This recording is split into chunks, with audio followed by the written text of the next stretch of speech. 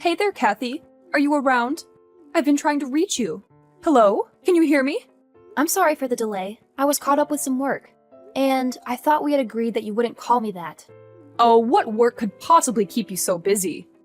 Let me guess. Is it gaining weight? You're overstepping your boundaries now.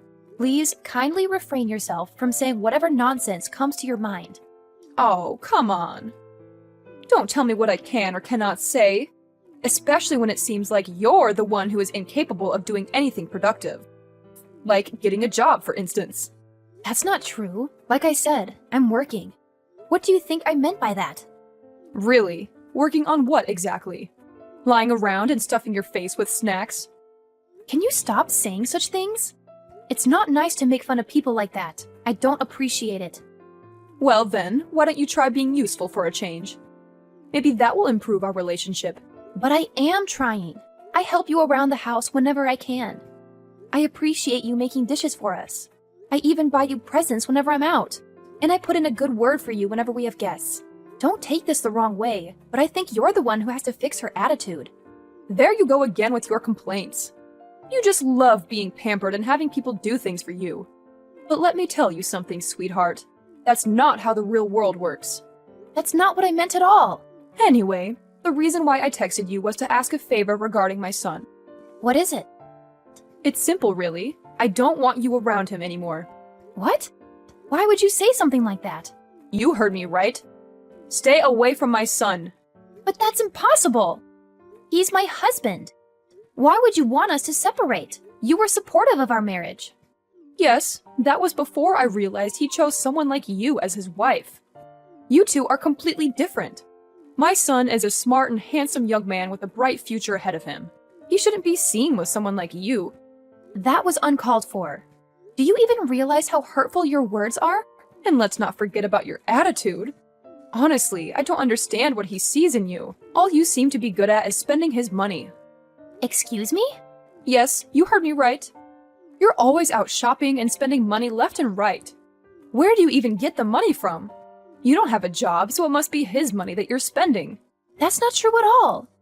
The money is mine. Really now, do you expect me to believe that lie? You don't even have a job. It's not a lie, Amanda. I do have my own source of income. Couldn't you have found some other rich guy to leech off of? Why did it have to be my son? Let me guess. No one else wanted to spend even a penny on you, right?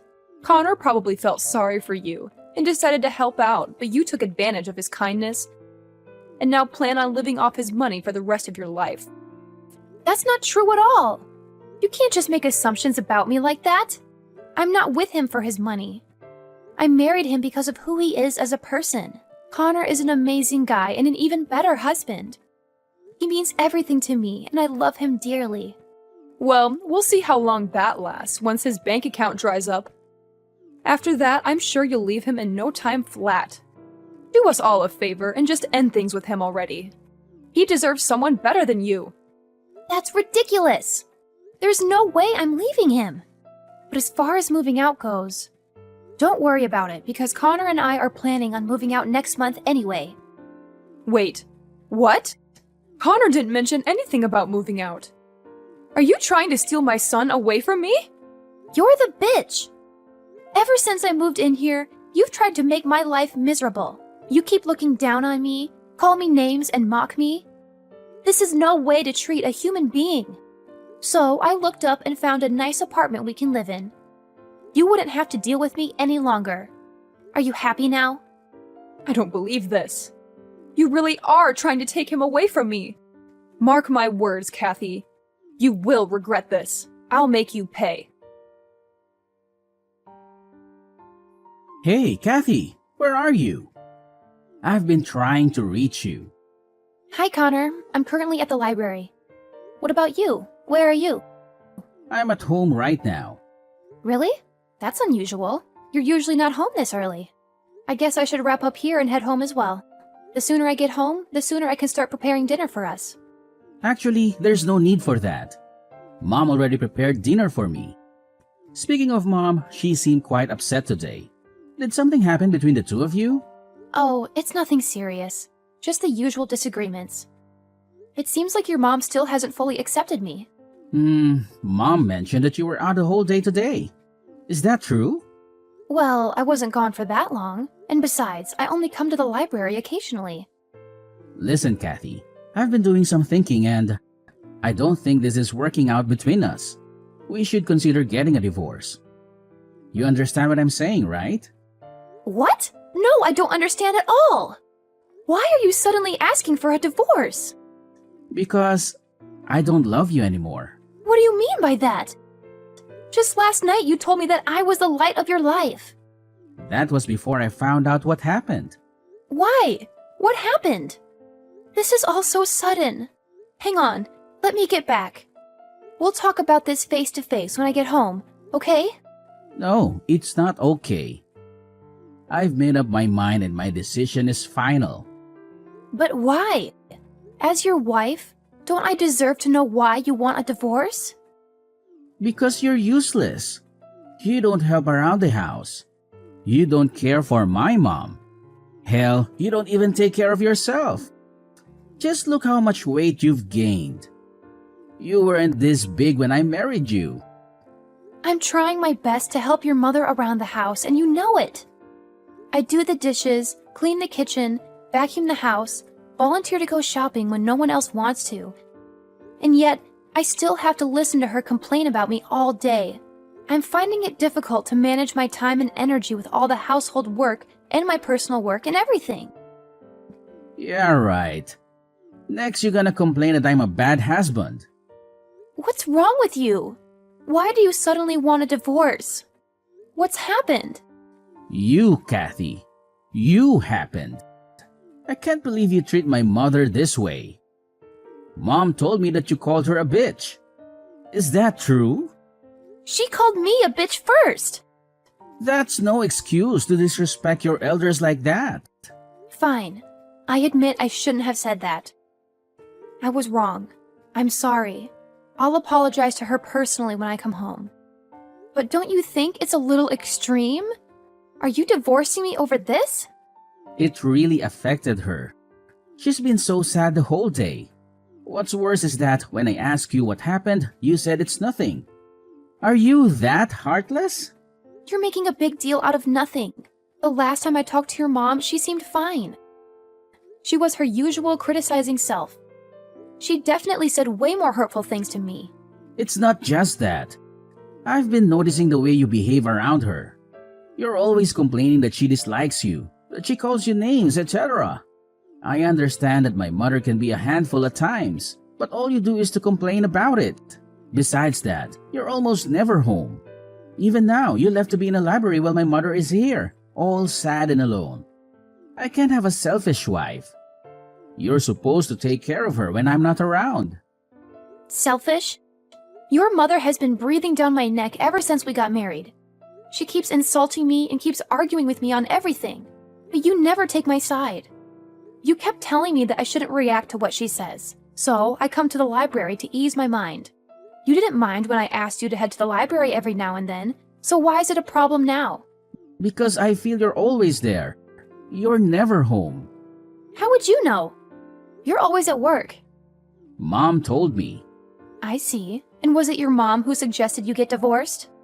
Yes, we've been talking about it for a few days now. I don't appreciate how you talk back to her. Not to mention the tone you use with her. I've lectured you about this before, haven't I? But you just don't listen.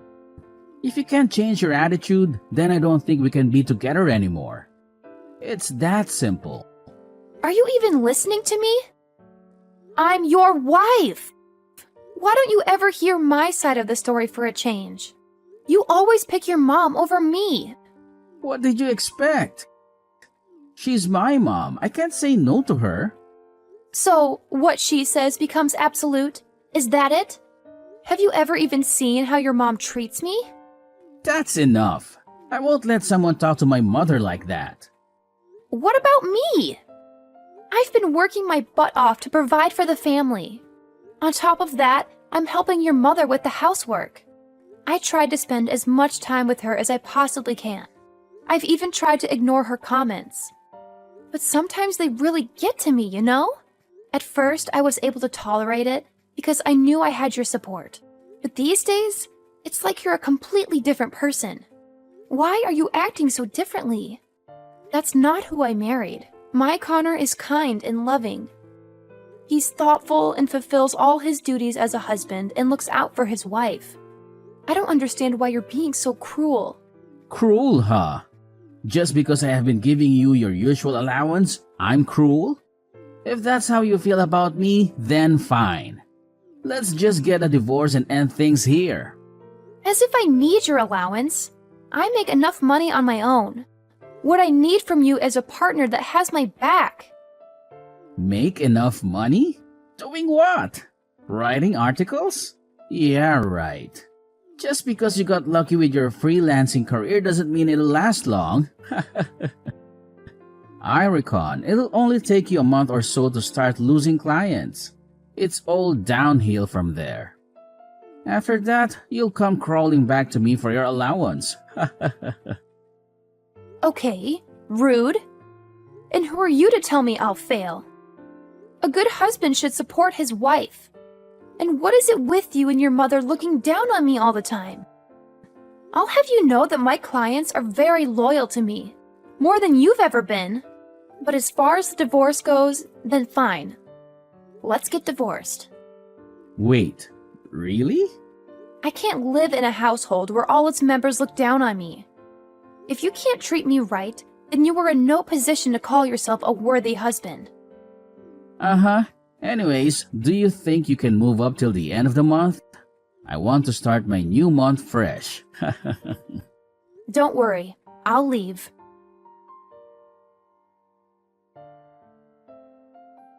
Kathy, it's an emergency. Please. I need you to lend me some money. It's urgent. I'm not helping you pay for your wedding. How did you know? I didn't say what it was for. Your mother contacted me earlier. She tried to guilt-trip me into giving her money. She said it was for your wedding and that I should be happy for you. I turned her down. Look, I'm sorry that I divorced you, okay? I know you probably still have feelings for me, and I understand that. But there just wasn't a future for us, you know. Well, okay, Mr. Delusional. Are you done? I have other important matters to attend. I get that you're jealous of my fiancé. But it's okay. The least you could do is see me happy, right? This is your chance. If this is some messed up way of apologizing, then I'm afraid you're a little late. Please, just listen to me, okay? I never wanted to divorce you. Mom made me. What was I supposed to do? Oppose her? I was young and stupid. I didn't know what to do. It was all her scheming. She wanted us to be divorced so she could set me up with other rich women. Oh, please. It's bad enough you never let me tell your mother how much you really earned. Do you know how much nonsense I had to endure for you? Things like how I'm an incompetent wife and a gold digger, when the truth is that the house is only functioning under my income. I know. I didn't realize how much you were contributing. Now it is hard to manage expenses without your help. I'm sorry. I didn't know what I was thinking. But I really need your help right now. My mom didn't know my salary. She told my fiancé that I make 6 figures a year. Now everyone's expecting me to throw this lavish wedding, but don't have the money for it. I'm already in debt. Then just tell them the truth. If she chooses to still marry you, you'll be a lucky man. Having wives who earn more than you to sustain the house. But please don't blow it with her, too. The wedding is in 2 weeks. If I tell her I'm not what I introduced myself as, she won't marry me. Don't you think she'll find out sooner or later? If not now, then maybe after you guys get married. She might even file for divorce. Or sue you, for that matter. Yes, but by the time we'll already be married. Which means at the time of the divorce, I still get to keep half of the assets. You're a real scumbag. They say women are gold diggers. Clearly, they haven't met you. Please, I'll do anything. Just help me with this wedding. I'm begging you. You got yourself into this mess. So you fix it. Quit bothering me. I'm going to block your number now. Wait, please. Hello? Are you still there? Hello? After that, my career really started to take off. I was getting more and more clients who wanted me to write articles for them. I even had to hire a few more employees to keep up with all the orders. I was making more money than I ever dreamed of. I was able to buy a nice apartment in the city, a new car, and some designer clothes. I hadn't started dating anyone yet, but I planned to do it soon enough. This time I would be looking for someone far more trustworthy and loyal than Connor could ever be. Someone who would love me for who I am and not for how much money I make or how much I weigh. As for Connor, he had to sell his house to pay for the wedding, but that still wasn't enough. He had borrowed a lot of money from his friends and relatives, but he couldn't pay them back. When his fiancée found out he wasn't as wealthy as he said he was, she dumped him immediately. Not only that, but she also sued him for fraud. She claimed that he had lied to her about his financial situation and that he had tricked her into marrying him. She demanded a huge amount of money as compensation. Now that he's homeless and in a lot of debt, both him and his mother have to work several part-time jobs to get food on the table. They have to live in a cheap motel and barely have enough to survive. It's a wonder how they'll make it through the winter, especially with the cold weather and the high heating bills.